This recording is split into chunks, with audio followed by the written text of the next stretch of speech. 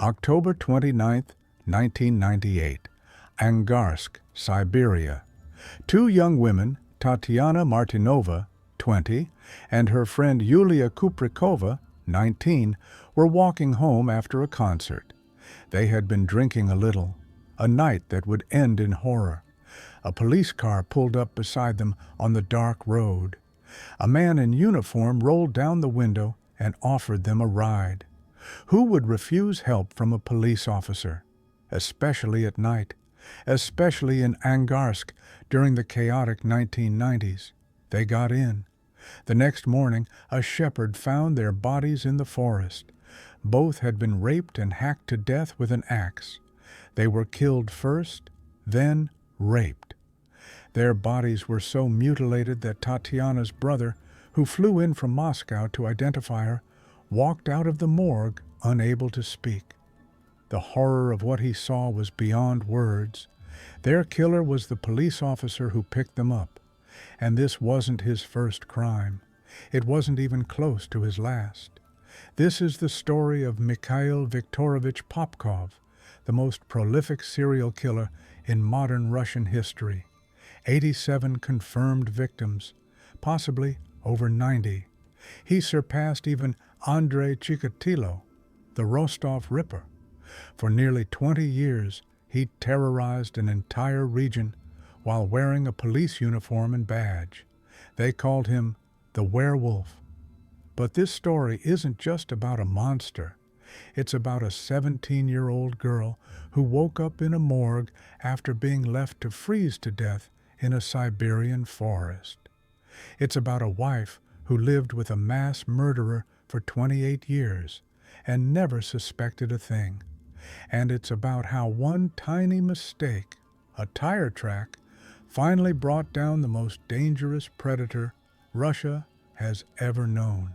Angarsk is an industrial city in the Irkutsk region of Siberia, about 2,600 miles east of Moscow. Founded in 1948 as a center for oil refining and chemical production, it was a typical Soviet industrial town. But when the Soviet Union collapsed in 1991, Angarsk, like many Russian cities, plunged into chaos. Crime exploded overnight. The mafia moved in to fill the power vacuum left by the communist system. Gang wars became routine. Bodies appeared on the streets. Drug trafficking flourished. The police were overwhelmed, understaffed, and often corrupt. In this environment, law and order became a distant memory. In this atmosphere of lawlessness, women started disappearing. It began in 1992. They vanished from streets, from bus stops, from their way home. Their bodies were found in forests, on roadsides, in cemeteries, dumped like garbage. The level of brutality was shocking.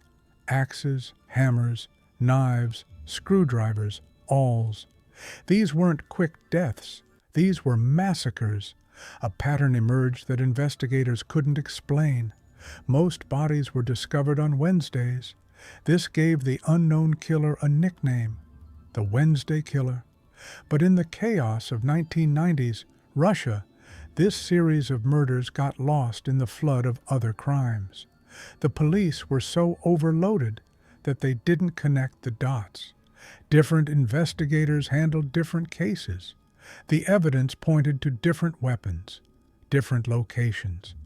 Nobody imagined it could all be one person, and absolutely nobody imagined that this person was one of their own.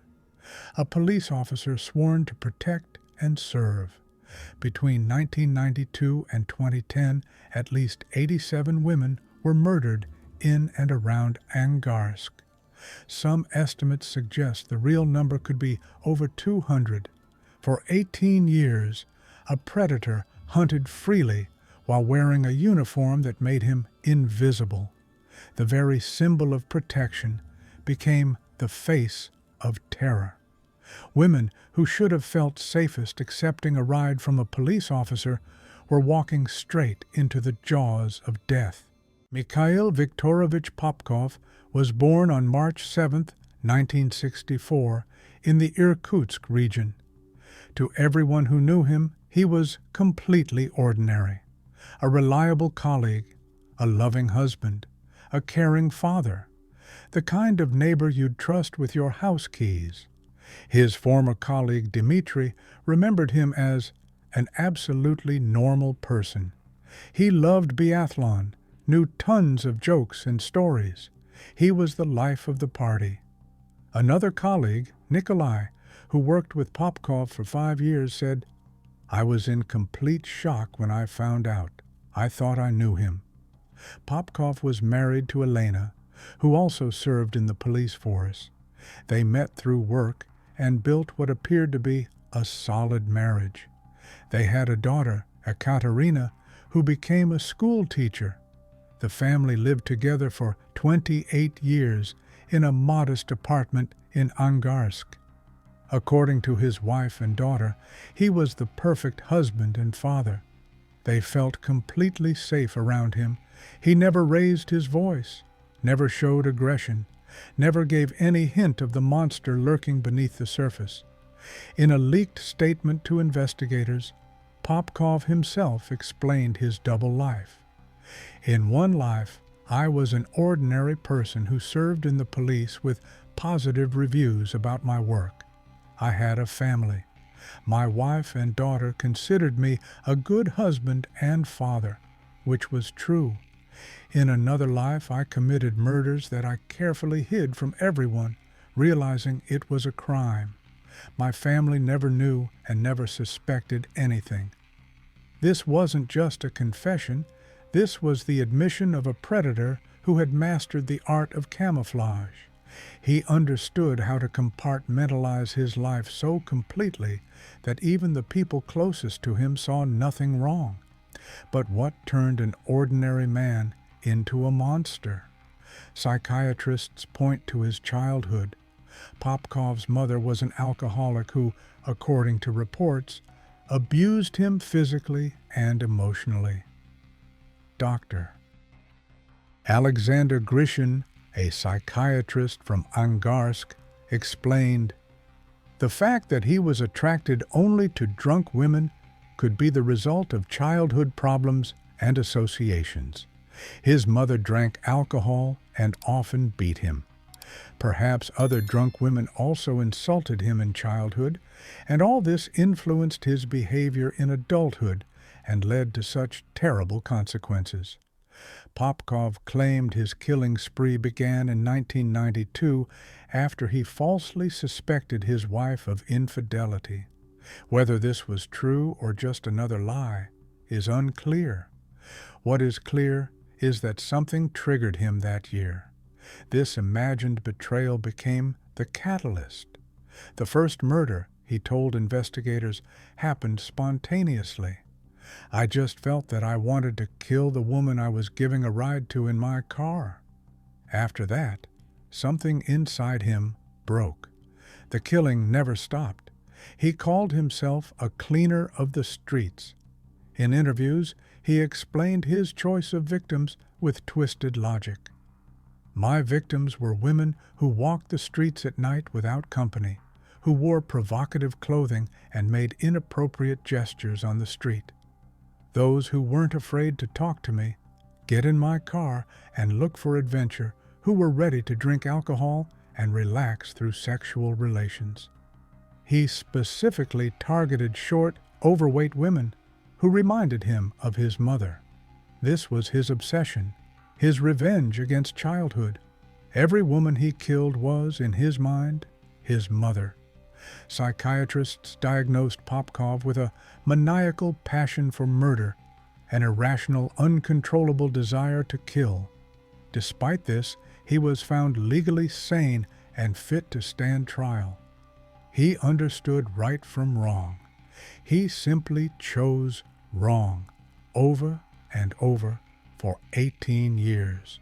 Popkov served in the Angarsk police force during the early 1990s, the most violent period in the city's history. His uniform and patrol car became his primary weapons. He would drive through the streets at night, sometimes on duty, sometimes off duty, always hunting. To the women of Angarsk, he was a protector. To Popkov, they were prey. One of his colleagues recalled an incident that only added to Popkov's heroic image. Once, while on duty, he shot a rapist during an arrest. There was an investigation, but he wasn't punished. The authorities decided he acted properly. This was the image he projected, a defender of women, a man who would kill to protect the innocent. Behind that mask hid a predator far worse than any rapist. His method was devastatingly simple and terrifyingly effective. He would offer women rides in his police car. Who would refuse help from a police officer, especially at night, especially in the dangerous, crime-ridden Angarsk of the 1990s? He specifically targeted women who were slightly drunk after parties or bars. They were vulnerable. They were trusting. They didn't question why a police officer would go out of his way to help them. Instead of driving them home, Popkov would head to remote locations, forests, swamps, abandoned areas far from the city. By the time his victims realized something was wrong, it was too late. There, in the darkness, he would force them to undress at knife point or gun point. Then he would kill them with whatever weapon he had brought that night: axes, knives, awls, screwdrivers. The variety of weapons was intentional. He wanted to confuse investigators, make them think different killers were responsible. Some victims were struck with an axe up to 17 times. One victim had 145 stab wounds. Another had 170. These weren't just murders.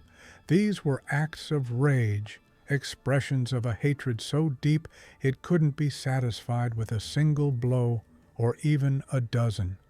After death, he would rape their corpses. Mikhail Popkov was a necrophile. This detail is crucial to understanding his crimes. He didn't rape women and then kill them. He killed them first, then violated their bodies. Death was part of his sexual gratification. For example, in August 1999, police found the decapitated body of a female medical student. 6 stab wounds covered her torso. Her head was discovered in a garbage container in a different part of the city, discarded like trash. Maria Molotkova, 20 years old, worked at a water pumping station. She was a quiet girl who kept to herself, worked hard, and dreamed of saving enough money to move to Moscow. Her body was found in the forest on August 17, 1999. Her family buried an empty casket at first because her body was so badly decomposed by the time they found it. Marina Lizhina, 35, and Lilia Pashkovskaya, 37, were best friends who worked together at a local grocery store. On June 5, 2000, they decided not to call a taxi and walk home instead. It was a pleasant summer night, and they wanted to save money. They were found the next day in the forest. They were buried in closed coffins because their bodies were too mutilated for viewing. Marina left behind a 14-year-old daughter who had to grow up without a mother. Lilia left behind 2 children, ages 12 and 3, who barely remember her face. Out of his 87 confirmed victims, almost all were women aged 16 to 40. The youngest was only 15 years old. Among the victims was one man, a police officer. Even Popkov's colleague wasn't safe from him. Popkov raped at least 10 to 11 of his victims post-mortem. When asked in court about the exact number of murders, he said, "I didn't remember the exact number. I didn't keep count." In 2010, the murders suddenly stopped. The city breathed a collective sigh of relief. Had the killer moved away? Died? Been imprisoned for another crime? The truth was far more disturbing. Popkov told investigators he stopped killing because he became impotent. One of his victims had infected him with syphilis. The disease progressed, leaving him impotent, and he lost the desire to rape and kill. This confirms the sexual nature of his crimes. Without the ability to rape corpses, he had no motivation to kill. His murders weren't about anger or revenge or cleaning the streets. They were about sexual gratification. Everything else was justification. January 26, 1998. A 17-year-old girl named Svetlana was walking home from a friend's house around 11 p.m. A police car pulled up beside her on the empty street. The officer inside offered her a ride home. Svetlana, seeing the uniform and badge, got in without hesitation. Her parents had always taught her to trust the police. At first, he drove in the right direction, making small talk about the weather, asking if she was cold. But then he sped past her street. Svetlana asked him to stop. He didn't respond. She asked again, louder this time. He turned to look at her, and she saw something in his eyes that made her blood run cold. Before she could react, he pulled her out of the car in a remote forest area. What happened next was a brutal attack that left her with severe head trauma and critical injuries. She was left for dead in the freezing Siberian wilderness.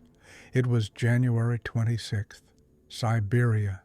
The temperature was 20 degrees below zero. Svetlana lay in the snow for hours.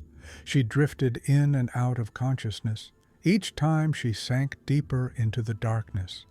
Hypothermia was setting in. Her body was shutting down. Death was coming. The next morning, an elderly couple taking their usual walk through the forest found her. At first, they thought she was already dead. Her skin was blue. She wasn't breathing visibly. They called an ambulance, convinced they were reporting a corpse. But when the paramedics arrived and checked for a pulse, they found one. Weak, barely there, but present. The doctors at the hospital weren't sure if she would survive. Severe head trauma, severe hypothermia, severe blood loss. Even if she survived, they expected permanent brain damage. Svetlana's next memory was waking up in the morgue. Due to a bureaucratic error and her critical condition, she had been mistakenly transferred there. She couldn't speak or walk properly because of her head injuries, but she was alive. Against all odds, this teenage girl survived what 87 other women could not. When she recovered enough to speak, Svetlana told the police about the officer who attacked her. She described his police car in detail. She described his face, his build, the way he spoke. Investigators showed her a photograph of Mikhail Popkov and his patrol car. Former investigator Nikolai Kitaev recalled, "She clearly confirmed it was him. There was no doubt in her identification. She looked at that photo and started shaking." This should have been the end of Popkov's killing spree.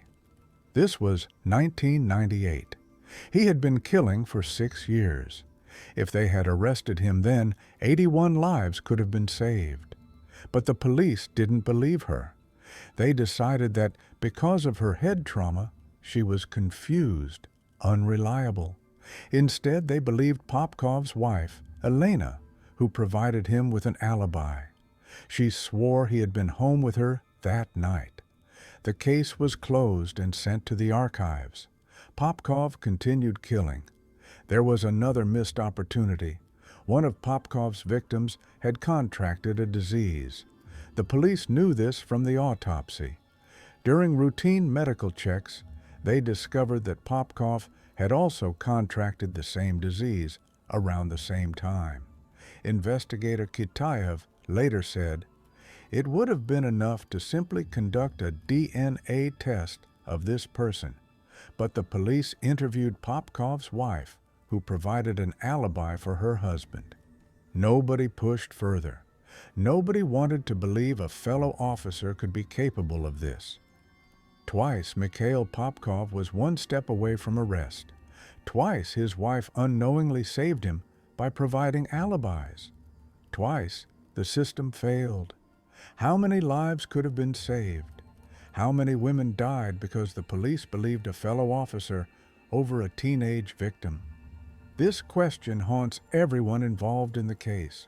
For nearly 2 decades, Popkov operated with impunity, but investigators were collecting evidence piece by piece, year by year. At several crime scenes, they found tire tracks from a Lada Niva, a Russian off-road vehicle commonly used by authorities and civilians alike in rural Siberia.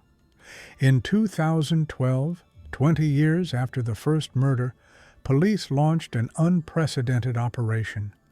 New leadership in the department decided to reopen all the cold cases. They noticed patterns that earlier investigators had missed or ignored.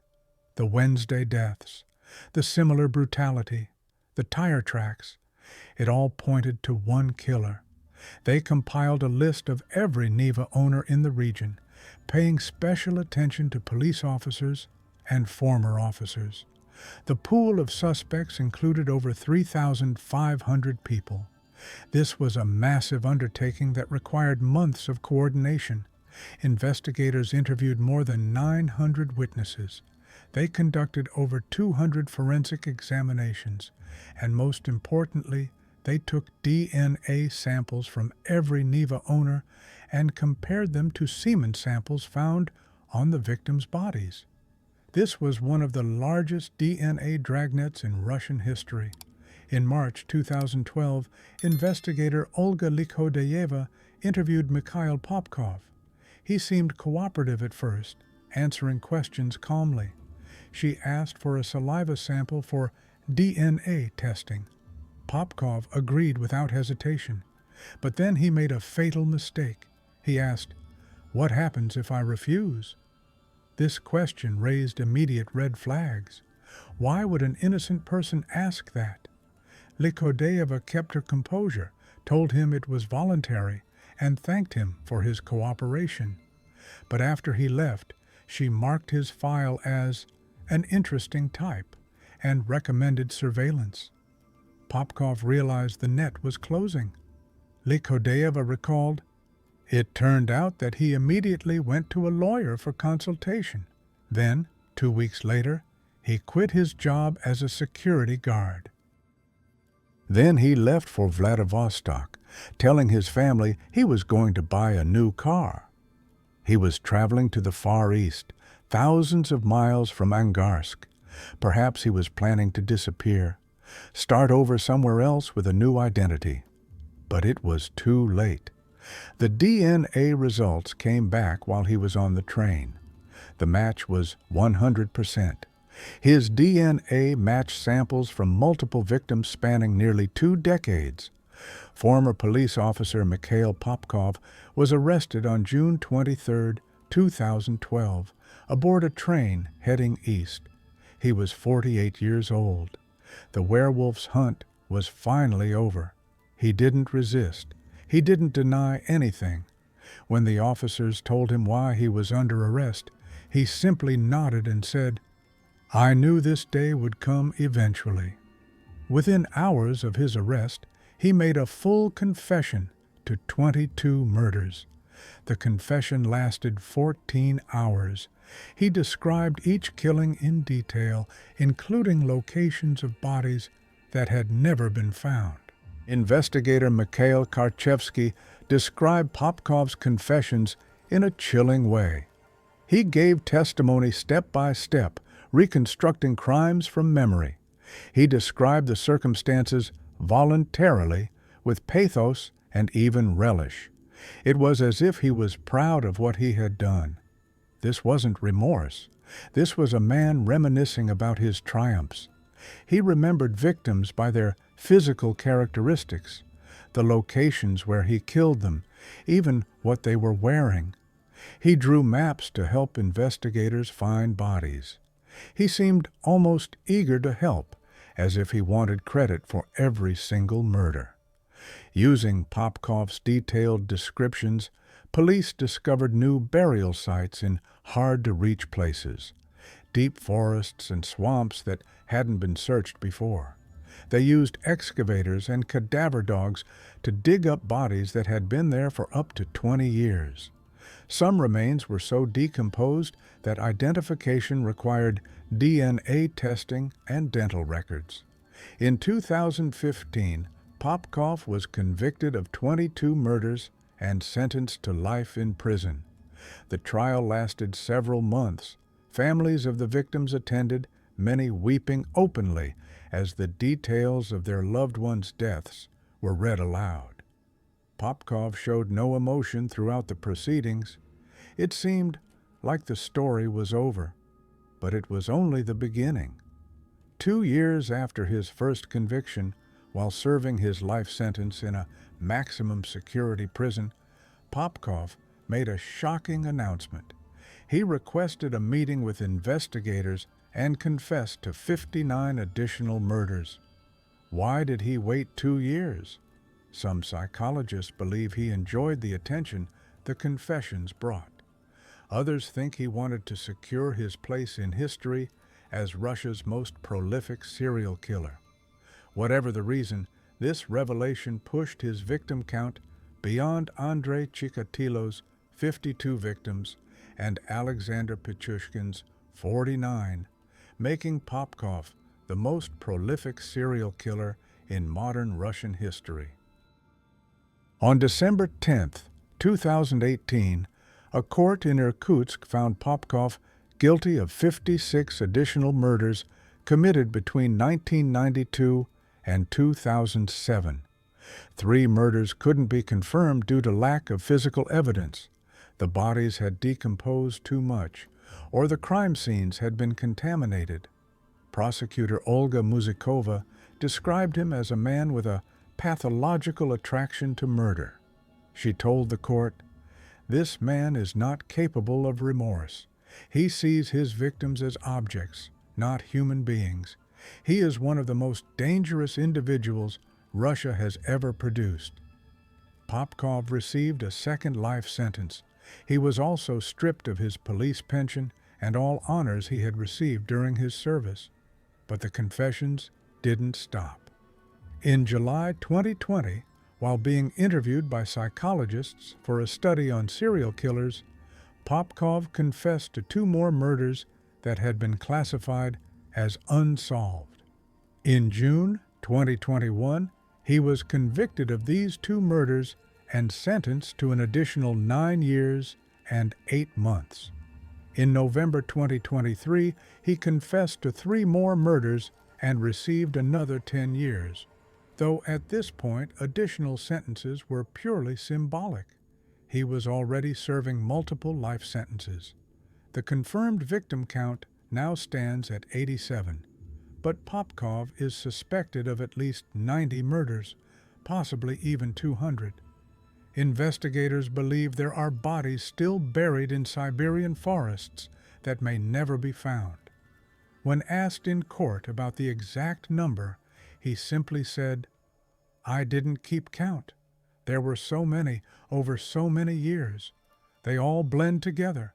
The most shocking aspect of this entire story is the reaction of Popkov's family. His wife Elena and daughter Ekaterina refused to believe in his guilt for years. Even after his confessions, even after 2 life sentences, even after he admitted to 87 murders on camera. "If I suspected something, I would have divorced him. I support him. I believe him," Elena stated after his arrest in 2012. She claimed that in 28 years of marriage, Popkov never showed signs of aggression, that the family always felt safe around him, that he was the perfect husband and father. He helped with housework. He attended parent-teacher conferences. He remembered birthdays and anniversaries. He was, by all accounts, a model family man. Prosecutor Olga Muzikova confirmed, The wife did not renounce her husband even after his shocking confessions to investigators. She continues to maintain that the man she knew could not have committed these crimes, despite overwhelming evidence. Elena wrote appeals. She requested prison visits. She still visits him regularly. They remain married to this day.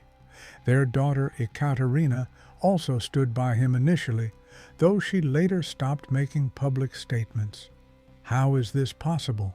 How can you live with someone for nearly 30 years and not know they killed 87 people?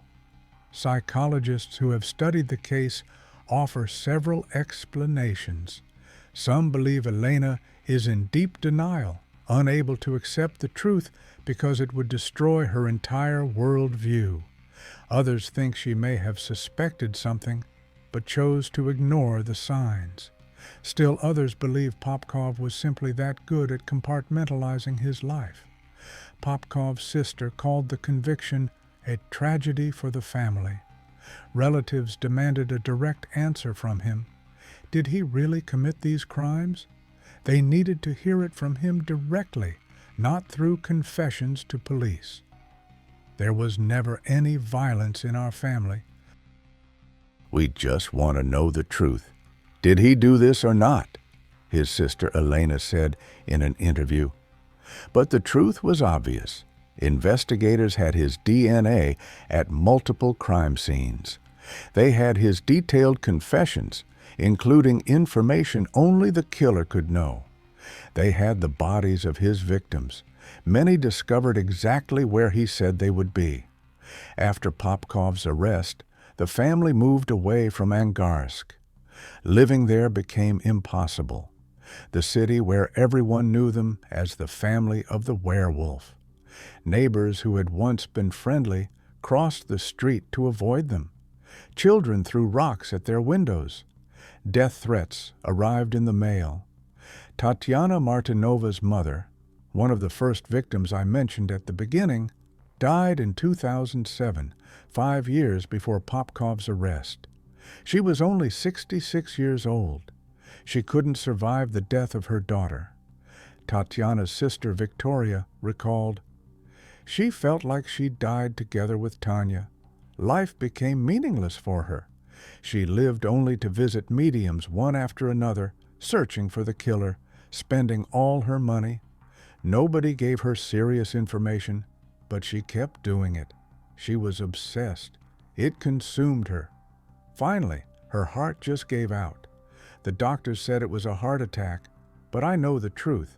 She died of a broken heart." When Popkov was arrested in 2012, Victoria Chagayeva realized something horrifying. She knew him. They both practiced biathlon at the same sports complex in Angarsk. They had spoken. He had smiled at her. "I froze in horror when I saw this maniac's photo in the newspaper and online," she said. "My sister's killer looked me in the eyes. I immediately felt I had met him before. A few minutes later, I looked at him again and thought, my God, I know him.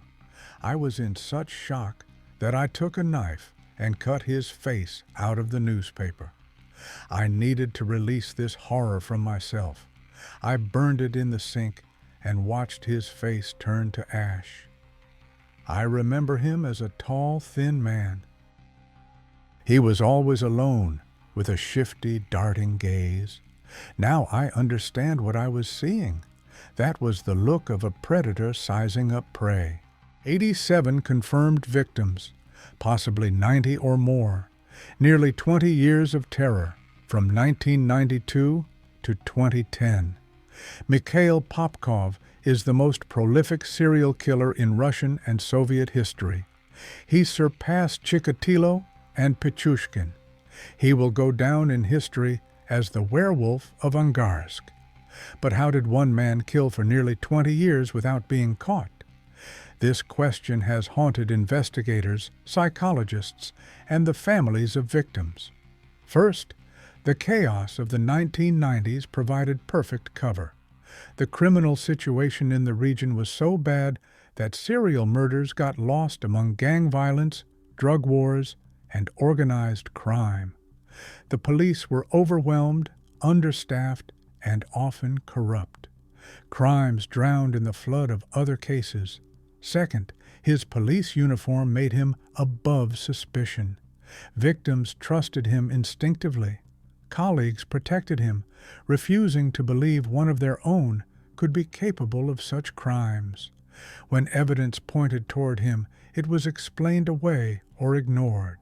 Third, his wife, also a police officer, twice provided him with alibis that saved him from arrest. Even when a surviving victim identified Popkov, even when he contracted syphilis from one of his victims, his wife vouched for him. The system believed her over the evidence. Fourth, investigators made critical mistakes. They ignored evidence. They didn't listen to witnesses. They failed to connect cases that were clearly related. Different departments didn't communicate. Evidence was lost or contaminated. The investigation was plagued by incompetence and apathy. Former investigator Nikolai Kitaev is convinced there are at least a dozen cases in police archives that are probably also Popkov's work. The details from crime scenes match his signature perfectly. The problem is that many cases from the 1990s and early 2000s were poorly documented, he explained. Evidence was lost. Files were incomplete. We may never know the full extent of his crimes. After leaving the police force in 1998, Popkov became a security guard, but also bought and sold cars as a side business. He frequently traveled to Vladivostok in the Far East, a journey of over 3,000 miles from Angarsk. These trips could have taken days or even weeks. He had many opportunities for other murders, but this was not checked by the police. One source close to the investigation said, "Did he kill during these trips? We don't know. There are unsolved murders along that route that match his methods, but we can't prove anything." Some experts believe he may be connected to murders in other regions of Russia. The real number of victims could reach 200 or even more. Siberia is vast. There are thousands of square miles of forest and wilderness where bodies could remain undiscovered forever. Popkov himself doesn't know the exact number. "I didn't keep count," he said in court. "There were so many, over so many years. They all blend together in my memory. Sometimes I see their faces in dreams, but I can't remember their names or exactly where I left them." 87 families lost daughters, sisters, mothers, wives. The city of Angarsk will forever be linked to the name of the werewolf. Tourism dried up. Young people moved away. The city's reputation was destroyed. One of the investigators who worked on the case in 2003, years before Popkov was caught, described the killer they were looking for. "He's charming and sociable. Women love him. But inside he's a beast, and it's always difficult to fight a werewolf." She didn't know then that she was describing Mikhail Popkov perfectly. She didn't know that he was right under their noses the whole time, hiding behind a badge. Remember Tatiana Martinova and Yulia Kuprikova, the two young women who returned from a concert on October 29, 1998, who accepted a ride from a friendly police officer because they trusted the uniform. Their bodies were found the next morning in a shallow grave in the forest, hacked to pieces with an axe, raped after death, discarded like trash. Tatiana's mother died without seeing justice, her heart broken by grief. Her sister Victoria spent 15 years searching for the killer, visiting every psychic and medium she could find, desperate for answers. When Popkov was finally arrested, Victoria realized with horror that she had met him They had smiled at each other at the sports complex. He had looked into her eyes, and she had seen nothing wrong. "I think such people simply shouldn't live," she said. "This beast took away my sister's life, who had so many happy years ahead of her. Tanya wanted to be a teacher. She had a little son who doesn't remember her face. That monster stole everything from us." The story of Mikhail Popkov isn't just the story of one serial killer. It's a reminder that evil can hide behind any face, behind a smile, behind a uniform, behind a badge, behind the facade of a loving husband and father. It's a story about how the system can fail catastrophically, how a criminal can operate for nearly 20 years because nobody believes a teenage victim, because his wife provides alibis, because he's one of us, because the police don't want to believe that one of their own could be capable of such monstrous acts. But it's also a story about how truth always finds a way out, eventually, even after 20 years, even when bodies are buried in swamps and forests, even when the killer wore the uniform of a protector, even when everyone wanted to look the other way. A tire track left at a crime scene, a DNA sample taken from thousands of suspects. One careless question: what happens if I refuse? These small things brought down the werewolf. 87 victims, 87 lives cut short, 87 families destroyed. Mikhail Viktorovich Popkov, the most prolific serial killer in Russian history, will never walk free. He sits in a maximum security prison cell today, 61 years old, serving multiple life sentences. He will die behind bars. But the question remains, haunting everyone who worked on this case. How many more victims are still out there, buried in the vast Siberian wilderness, waiting to be found? How many families are still waiting for answers about daughters who disappeared in the 1990s and never came home? We may never know the full truth, and that might be the most terrifying thing of all.